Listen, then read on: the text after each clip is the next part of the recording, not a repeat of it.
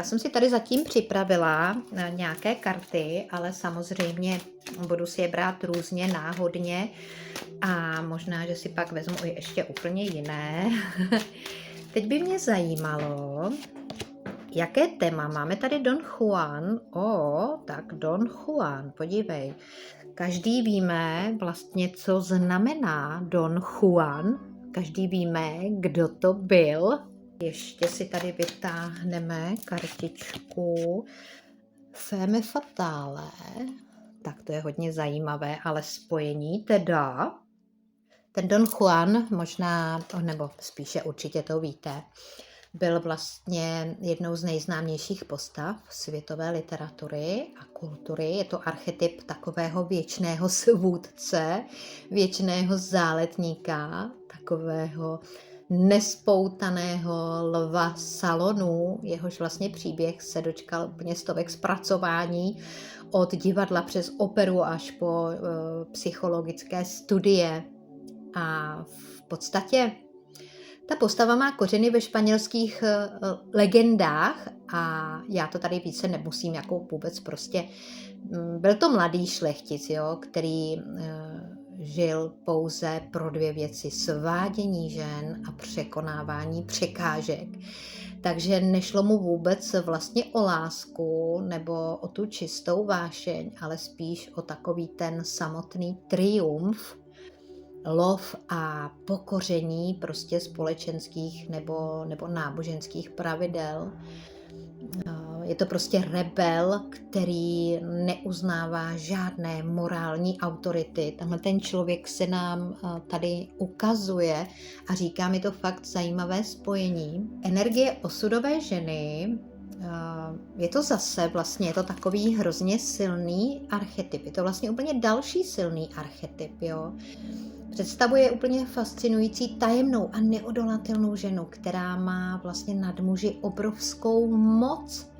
Na rozdíl od takové běžné svůdkyně však její kouzlo mívá úplně hluboké, někdy až transformující nebo dramatické následky pro každého, kdo jí podlehne. To je fakt jako hodně zajímavý, tyhle ty energie, které jsem teda dneska vytáhla. Je to vlastně neodolatelná přitažlivost, jo? Nemusí splňovat úplně klasické nějaké ideály krásy, ale vyzařuje. Prostě tahle ta žena vyzařuje neuvěřitelný magnetismus, vyzařuje neuvěřitelný sex appeal a inteligenci. A ona je rafinovaná a ona to moc dobře ví. Ona moc dobře ví, jak zapůsobit. Zároveň nikdy neodkrývá vlastně ta žena své všechny karty, jo? Část její osobnosti zůstává skrytá, což vlastně ty ostatní neustále provokuje k tomu, aby se jí pokoušeli rozluštit nebo jí získat tu ženu. A vlastně na rozdíl od těch tradičních historických rolí, kde ženy často tahaly za ten kratší konec, tak Femme Fatale prostě určuje pravidla hry. Jo? Ona má situaci pevně v rukou a nenechá se nikým vlastnit. Tady se totiž vlastně setkaly úplně dva nejsilnější archetypy toho svádění, vášně, magnetismu, vlastně nejsilnější, jaké vůbec existují. Tohle není kombinace pro klidný, stereotypní nebo vlažný vztah. Vůbec, jo. Jak souboj titánů, jak kosa na kámen, jo. Když se potká prostě Don Juan a Femme Fatale, tak dochází úplně k neuvěřitelné chemické reakci. Jo? Nikdo z nich není zvyklý prohrávat nebo se podřizovat. Tady vlastně ten výklad ti chce něco říci, pokud se tě to bude týkat, jakože pravděpodobně asi ano, tak má obrovský náboj ten vztah, nebo bude mít jiskru a takové jako hodně velké erotické napětí. Možná, že i něco takového třeba prožíváš, jo. A může to znamenat, že si potkala nebo potkáš prostě někoho, protějšek, vlastně který je pro tebe stejnou výzvou, jako si ty pro něj. Ani jeden nemá navrch, což vlastně oba nesmírně přitahuje, ale zároveň to přináší neustálou hru o moc nebo o nezávislost. Jo, mezi sebou můžete jako cítit prostě takový nějaký neustálý boj. A to, co tady hodně naciťuji, pozor na hru s ohněm, jo, a pozor na iluze, protože vlastně oba jste mistři v tom, jak okouzlit toho druhého a jak mu ukázat přesně to, co chce vidět. Takže ty energie tě vlastně varují před takovým povrchním okouzlením. Je snadné podlehnout něčemu dokonalému, jo, tomu šarmu a nevidět, co se skrývá pod povrchem. A zároveň může to být signál, že ve vztahu hrozí manipulace nebo takové nějaké skryté věci, skryté motivy, nebo že jeden z vás třeba začíná hrát takovou tu hru na kočku a na myš, jo? Že si užívá ten lov toho druhého, ale jakmile získá jistotu, může ztratit zájem. Tohle tady cítím.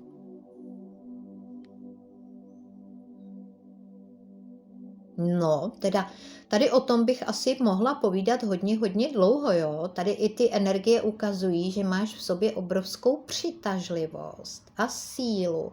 Pokud jsi žena, vlastně tuhle tu teď prožíváš, jo. A pokud jsi muž, tak jsi tady. A máš také vědět, jo, že máš v sobě tuhle tu obrovskou prostě jako svádět ženu nebo je dostat tam, kam potřebuješ. Hodně ji jako okouzlit, jo.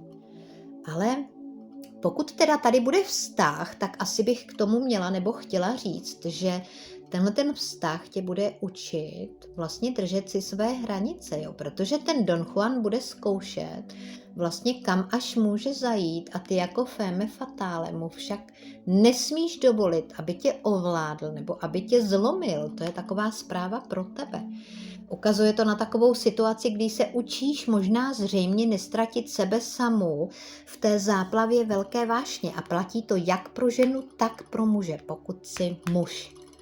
No, jako pokud se ptáš na nějaký třeba stávající nebo budoucí vztah, jo, tak pokud třeba ještě nikoho nemáš, tak teda tady fakt ti přichází, nebo ty karty říkají, že až někoho potkáš, tak to bude, teda musím říct si wow, jako jízda plná emocí, plná přitažlivostí, ale ty, zpráva pro tebe, máš si udržet chladnou hlavu, jo? Užívat si to kouzlo, ten flirt, ale nenechat se opít rohlíkem. Protože tady jsou fakt proti sobě, schválně pište mi tam, já jsem úplně jako hodně zvědavá, jak to bude dál, co karty dál řeknou. Schválně pište mi tam, jestli třeba někoho takového máte, jestli něco takového prožíváte, nebo jestli už jste něco takového třeba v životě prožili, jo. Protože tohleto je teda úplně strašně moc silná kombinace, ten Don Juan a femme fatale, prostě oba fakt jako chytrý lidi, ta vášeň tam je obrovská a jako s tím druhým to neskutečně dobře asi budete umět, takže tam bude fakt těžké, hele, muž, žena a blondýni, tak tady bych spíš třeba řekla takové poznávací znamení, jo. Jestli jsi muž a budeš potkávat nějakou ženu, tak může být blond a ty jestli jsi žena a vlastně potkáš nebo přijde ti do života tenhle ten člověk, tak on může být blond. Zajímavé, možná, že se to tady i týká tebe, pokud jsi blond, a nebo tebe, pokud jsi blond, muž. Teda, já si vezmu schválně jako tarot, ale ještě asi se tady kouknu na kouzlo života, energie, co tyhle ty karty mi poví. Máme tady teda hodně zajímavý výklad, takovéhle karty jsem ještě neměla, takovéhle energie jsem ještě neměla, aby se teda potkali dva lidé, protože zpravidla, víš, já v tom trošičku Já teď nevím, přijde mi, že v tom trošku... Hele, naslouchej vnitřní bohyni, no jasně. To je v podstatě, nám ty karty potvrzují, že co máš vědět, jo? Že fakt musíš být opatrná, že musíš hodně naslouchat tomu svému nitru, svému nějakému vnitřnímu hlasu, podvědomí, nadvědomí, jo? Protože rozum tě může fakt jako šálit, ono v podstatě i srdce tě tady může šálit. Tady to totiž vůbec nebude jednoduché. A jsem teda docela zvědavá, jak to vlastně jako dopadne, jak to bude dál mezi vámi. Ježiš, to už mluvím nějakých 8 minut, jak je to, že to tak rychle utíká. Pojďme na to. Takže, co pak tady máme? Aha, 2 mincí. Ty zvuky, co slyšíte, tak mě to dělá tady to víčko. Vůbec nechápu, proč teda. 2 mincí, to je jako fakt těžké, jo. Je to energie, která je složitá pro oba dva lidi a je to takové jednou nahoře a jednou dole. Je to jako kdybys v jednu chvíli měla pocit, že v tom vztahu vítězíš a ve druhé chvíli hned vlastně, že naopak, že v tom vztahu prohráváš, jo. Nicméně tady se fakt nasedne na kočár a bude se tryskat, to znamená, tady půjde mezi vámi o hodně. Tady bude vztah, kdy ani jeden, ani druhý vlastně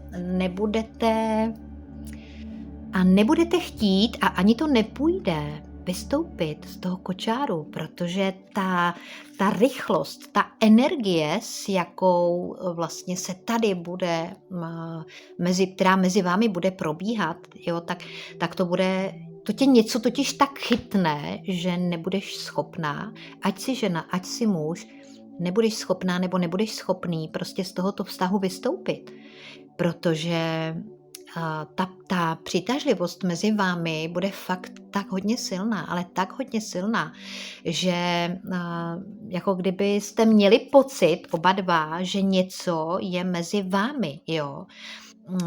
Že vás něco spojuje a přesně tady, podívej, se to ukazuje, jo.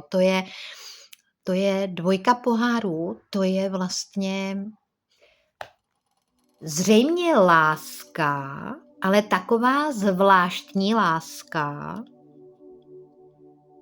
Jo, nemusíš se bát, že... Tak ano, Don Juan je jaký je a ty v podstatě jsi taky jakási, ale víš, já v tom cítím právě to překvapení, já v tom cítím, že vlastně tohle ani jeden, ani druhý nečekáte. Tohle nečekáš. A tohle se asi stane. Ono totiž mě čím dál tím víc běží hlavou, že... Podívej, a tahle karta, tahle energie, tak ta mě v tom utvrdila. Mně totiž čím dál víc běží hlavou, že tady vlastně půjde o to, že vy, jak jeden, tak druhý, nejdříve ten první moment bude vlastně o tom, ano, on se mi líbí, ale on je fešnej a já si chci třeba povyrazit, jo? A proč? Říci, a já jsem sama, tak jako proč bych nemohla, co mě brání, co mě drží, já si chci užít. A to bude to stejné i z jeho strany, ale já tady cítím, že vy si chcete sice jeden jako druhý užít, no jo, jenomže ano, bude tady vášeň, ale bude to jak na houpačce, ale vy se do sebe začnete zamilovávat. Takže vlastně tady už přichází ta změna, jo. Ty plánuješ, že si budeš užívat, on plánuje, že si bude užívat s krásnou ženskou, která je taky vášnivá, jo, prostě bude si hrát ty svoje svádivý hry, ty si je ale v podstatě budeš hrát jako žena také, protože a my ženy umíme, co si budeme povídat, umíme svádět. Myslím si, že v každé z nás je femme fatale, ne v každém muži je Don Juan, ale v každé ženě. Já to alespoň tak cítím, pokud máte jiný názor, schválně pište mi tam, jak to máte, jak to cítíte. Já si myslím, že v každé z nás opravdu umí tohle být, jo. Ale tady prostě byl nějaký plán mezi vámi, ale ten plán skončí úplně jinak.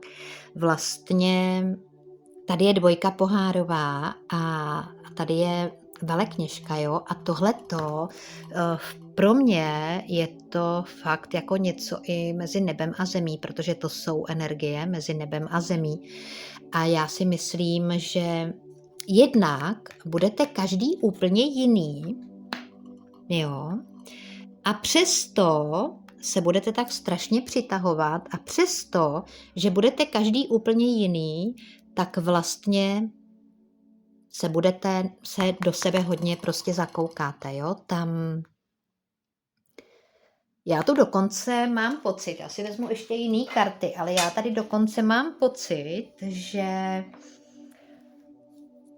že vlastně od toho pak jako kdyby oba odejdete, si mi rozumíš, jo, že takhle to začne, ale takhle to skončí. Že to skončí čistou láskou. A že i když to nějak začalo a i když třeba to máte nějak, nebo měli jste nějak nastavené, jo, tak ale to skončí ve finále úplně jinak, protože tady se mi už ukazuje vlastně úplně čistá láska, jo. A tady to je takové to, a já vím už, jako co chci, jo. Rozhodně to není jenom ho svádět. Rozhodně to není jenom nad ním vítězit, jo. Emocionálně, citově, emočně, prostě ne. Tady vy oba vlastně začnete cítit, vy oba začnete, najednou půjde stranou to svádění, jo, to jenom si užít, prostě ne, nechci se vázat, to všechno tady pak půjde stranou, já to cítím hodně moc silné energie. Já tady prostě cítím, že vy dva, že najednou, že každý prostě už se stanete jiným, jo? Že se navzájem natolik zasáhnete těmi emocemi, tou láskou, že i když tady vlastně dochází k tomu, že hele, individualita, to je vlastně to, o čem já teď mluvím, jo? Že každý do toho jdete sám za sebe, se svou vlastní individualitou, ale jako kdyby, a tohle je teda dobrý, tohle je uzemnění, jako kdyby fakt jste najednou spadli těma nohama na zem a řekli si, že už nepotřebujete takhle létat a takhle se vznášet, že vám stačí být jeden s druhým, jestli mi rozumíš, jo? Tohle tady já cítím hodně, ještě vytáhnu jednu a právě nyní, podívej, to jako jsou teda krásný, možná, že právě nyní se to všechno připravuje tam nahoře, možná, že právě nyní už třeba se k něčemu schyluje, možná, že je to třeba i zpráva pro tebe, že už si toho člověka potkala, že to je právě třeba zrovna on. Ale fakt ty energie jsou tady hodně silný. Já tu cítím takovou velkou proměnu. Já tu cítím do budoucna tlustou čáru za tím Donem Juanem a za femme fatale, protože s něčím jste do toho šli, ale ve finále ta pravda, jako kdyby se měla ukázat v tom SMču, ta pravda se ukáže a že možná, že se i odhalíte jeden druhému, jo? Že si nakonec opravdu vyznáte tu čistou lásku, že si uvědomíte, o co ve skutečnosti jde, jo?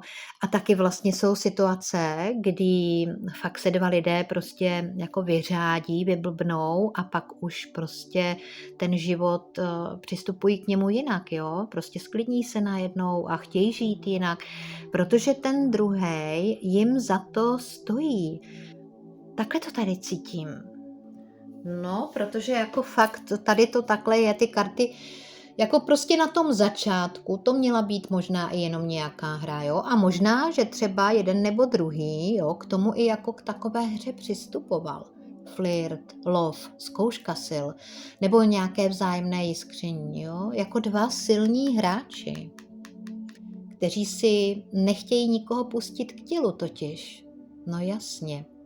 S tímhle možná do toho půjdete, do toho vztahu. Ale tady to pážátko, já jsem asi předtím řekla ESO, tady to pážátko do toho totiž vnáší takovou tu počáteční zvědavost. A tady je totiž, to je páže v mečích a to je zvědavé a zvědavé čím dál tím víc a vlastně koumá, přemýšlí, jo, oťukává, možná trošičku i takový egoistický sledování toho druhýho, jo. Ale je v tom taková intelektuální hra. Oba zjišťujete, co je ten druhý zač vlastně. Nutí vás to čím dál tím prostě více. Tak co je ten druhý? Teď mě vlastně s ním je dobře, teď vlastně já ho asi začínám mít ráda, jo, a to stejné vlastně bude mít v hlavě i ten muž. Zároveň tady cítím jako probuzení té pravdy, velekněžka. A to je ten zásadní zlom. Je to vlastně hluboká intuice, tajemství, jo, věci, které jsou schované pod povrchem. Jako kdyby ta láska zpočátku byla schovaná pod povrchem. Jako kdyby se najednou viděla pravdu, kterou jste se původně, i ty, i on, kterou jste se původně snažili maskovat, schovávat. Přece Don Juan nepřizná, že miluje jenom jednu, že jo? A přece ty nepřiznáš, že miluješ takovýho týpka, takovýho muže třeba, jo? No teda, musím říct, že tohle to jsou úplně úžasné energie, jo? Ale já tady z toho cítím úplně čistou lásku ve dvojce pohárů. Nádherný, úžasný. A máme tady kvíz. Pojďme na otázku. Máme tady výklad, něco tady bylo řečeno a já se teď ptám, když se potká Don Juan a Femme Fatale a nakonec to skončí tou čistou láskou, tou dvojkou pohárů, co vlastně bylo nebo bude tou největší zkouškou, kterou budete muset projít? Co bude tou největší zkouškou? Odolat svodům okolí a ostatních nápadníků? Nebo naučit se třeba spolu vycházet, spolu komunikovat bez takové té ironie, bez her, protože původně to hry byly? Nebo překonat své vlastní ego, překonat svou hrdost?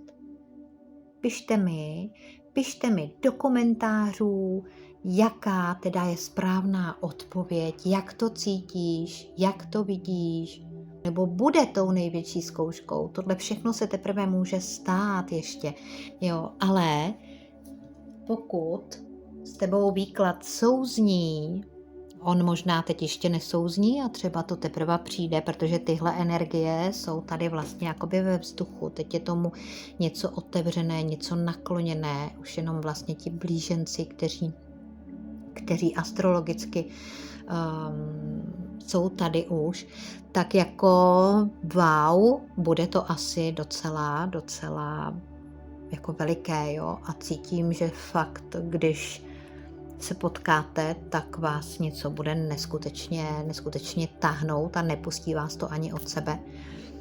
Říkám teda opravdu úžasné karty, úžasné energie a fakt velká náhoda, že i když náhoda, není to náhoda, no, ty karty chtěly o tom prostě mluvit, protože něco se teď takového bude dít. Pojďme na znamení, já ještě můžu vytáhnout znamení, já si je schválně vždycky nechávám na stole, abych na to nezapomínala, ale stejně někdy zapomenu, protože jsem prostě hlava děravá. Tak, co tady máme? Máme tady vodnáře, znamení. Pojďme dále. Máme tady... Tak a já nikdy nevím, jestli je to pana nebo štír, ale tohle je pana. Máme tady panu a pojďme ještě na poslední a vytáhnu třeba toto. A tady máme býka, podívej, býček. No jasně, tady je býk, takže tentokrát jsou v tom i býci. Tak a ještě, pokud chceš, pokud máš nějakou otázku, jejíž odpověď je ano, ne, tak si ji připrav v duchu a já ti tady odpovím, respektive ta mince ti odpoví. Takže ano nebo ne. A odpověď je... A co tam máme. Zaostřit. Zaostřit. Yes. A už to vidíme? Tak, odpověď je ano. Nevím, na co se ptala nebo ptal, ale odpověď je ano. Tak a já samozřejmě chci zase poděkovat, pokud jste dokoukali se mnou až sem, tak jako moc děkuju teda opravdu za váš čas. Nezapomeňte dát like, čím víc lajků, čím víc odpovědí, tím více se videjko dostane prostě dál mezi ostatní, kteří ho potřebují slyšet. No a samozřejmě, pokud nemáš ještě odběr, ať ti neuteče videjko. No a připomínám VIP místečko, jsou tam teď hodně zajímavé výklady a ještě bych chtěla říci, že jsem se rozhodla na tom VIP místečku, já ho musím nazývat takhle, nechci přímo říkat, tak jsem se rozhodla, že budu dělat vlastně takový jako seriál, jo, a k tomuhle bych teda chtěla něco povědět, protože bude se to jmenovat Láska na obzoru, tvoje měsíční mapa k seznámení. A já ti teď chci říct, co tam vlastně všechno bude. Bude tam vždycky každý měsíc, bude výklad, bude to hlavně pro ty nezadané, nebo pro ty, kteří prostě nejsou šťastně zadaní a hledají někoho jiného, nebo podpoří je seznámení s někým jiným. Takže vlastně o tom to bude, jak v tom měsíci je to nastavené, najít lásku, nenajít lásku, takže celkové energie. Pak bych tam chtěla vlastně vždycky zmínit takový kalendář lásky, to znamená takové zelené a červené dny. Zelené, které jsou vhodné pro tu lásku, pro to hledání, červené, které nejsou. A pak tam chci zahrnout, kde někoho potkáš, samozřejmě. Chci tam zahrnout i třeba varování, na co si dát pozor u toho daného člověka. No a pokud se ten človíček nějak více jakoby ukáže, tak samozřejmě říci, co to je zač, jo. Prostě taková láska na obzoru, měsíční mapa k seznámení, aby si udělala představu, kde ideálně můžeš někoho potkat a taky koho a jak je vlastně v tom měsíci astrologicky, numerologicky, jak je tomu ten čas a ten měsíc nakloněný.